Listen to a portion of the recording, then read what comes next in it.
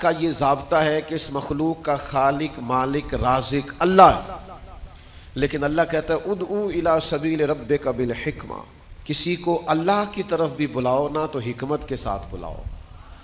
اللہ کے رستے کی بھی دعوت دو تو دانائی کے ساتھ دو، لوگوں کو اللہ کی جانب بھی بلاؤ تو تم معاملہ فہم بن کے بلاؤ۔ اگر ہم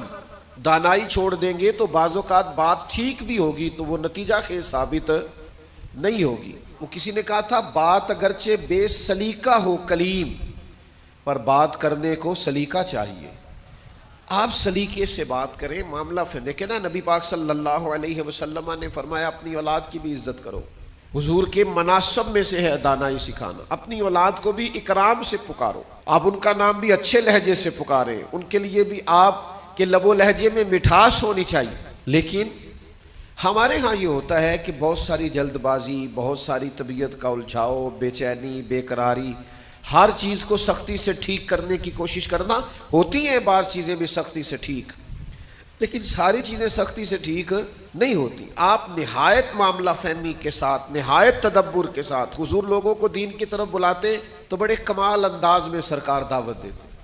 اللہ کا پیغام دیتے تو اس میں اتنی مٹھاس ہوتی کہ دلوں میں بات گھر کر جاتی۔